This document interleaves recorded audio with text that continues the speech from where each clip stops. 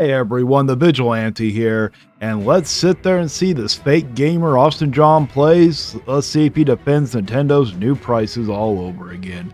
Well, I don't think that they're new, but let's defend his update because he says massive update for Nintendo, so let's find out.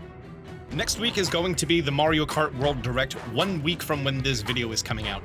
But there's been a lot of news and developments since my last video talking about Nintendo's statement that they are holding off on doing pre-orders in the United States because of the tariffs that were going on. Since then, my neighbors to the north, my cold Canucks up there, you guys know that Canada also had its pre-orders delayed to coincide with America, which is a very smart idea because the last thing you want is American scalpers with a passport heading north and then smuggling them back over like some sort of inverse drug runner. Well, yes.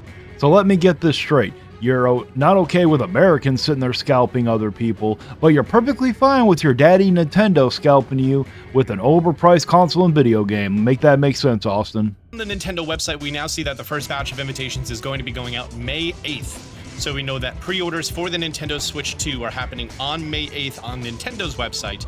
That may or may not be a date that they are going to be doing for all other retailers. There's actually some good news regarding the price. Famous Home Alone 2 star Donald Trump says that all of the tariffs that he's not going to back down from, they're just going to be on pause for 90 days. Well, for most countries. Donald Trump dropped the new tariff rates on imports from most US trade partners to 10% for 90 days to allow trade negotiations with those countries. This directly impacts the Nintendo Switch 2. Between Japan and where the Nintendo Switch 2 and its accessories are manufactured, they're now only looking at 10% tariffs instead of 46%. So that is an almost negligible cost, so we may not see the price of the system and accessories in the United States and Canada not go up in price. I'm hopeful for it. I'm not saying it's guaranteed, I'm not saying it's confirmed, but I'm definitely hopeful for it. China, not so much though. So tariffs imposed on imports from China are receiving 125% tariffs effective immediately due to lack of respect that China has shown to the world's markets. This is the worst timeline. Well, actually, that's pretty good. I am glad that's coming, that we're going to be able to pre-order on May 8th, because I'm still thinking about pre-ordering it, even though I really don't support the price increase. But the thing is, I also get to write it off on my taxes. I get to write off a portion of it on my taxes as it depreciates, I believe, for the next 5 years, if I remember correctly. I think that's what my tax person told me. I could be wrong. Don't quote me as being accurate. I'm not a professional, but I believe that's what she said. And he gets to do it too, if I was correct on what I was told.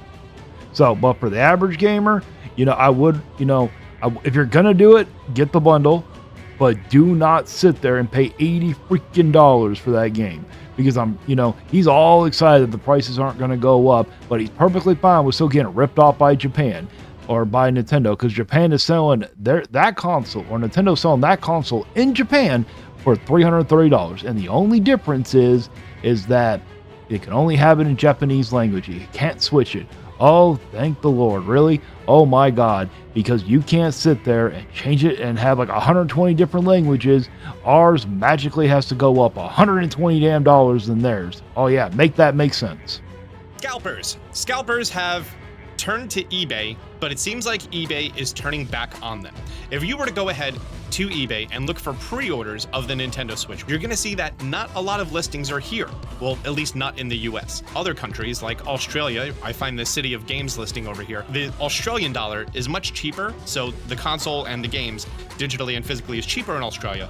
So the Nintendo Switch 2 is estimated value of $467 as per this reseller. Will not ship to United States. We have confirmation that the Nintendo Switch 2 won't have achievements because they hate us. Why not?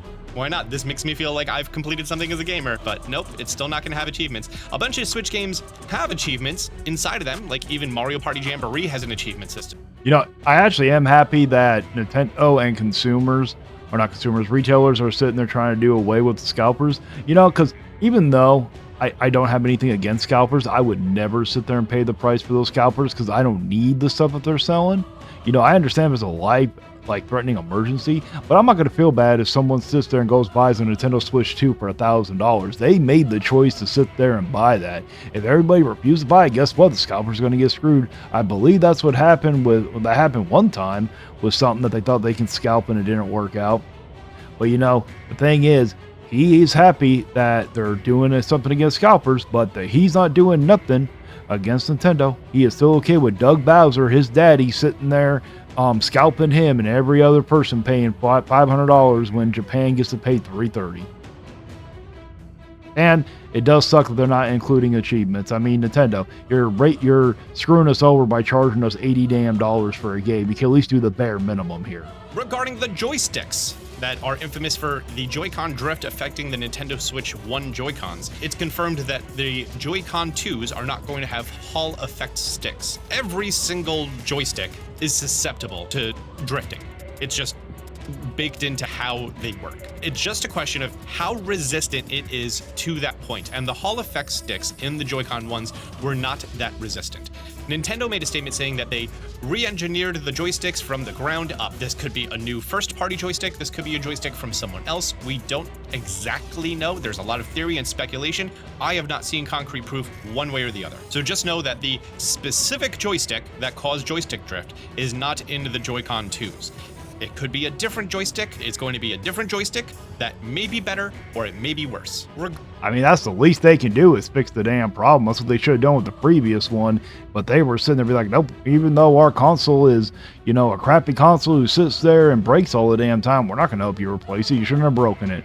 But that, they're going to overprice their damn console. Now they should at least do the bare minimum and fix the damn stuff that was wrong with it. Regarding the tech demo for the Nintendo Switch 2, and I'm refusing to call it by its name. I'm refusing to learn its name. The tech demo that you walk around the system and you learn about the system. The digital instruction manual is confirmed to cost $10 in the US, which is a travesty.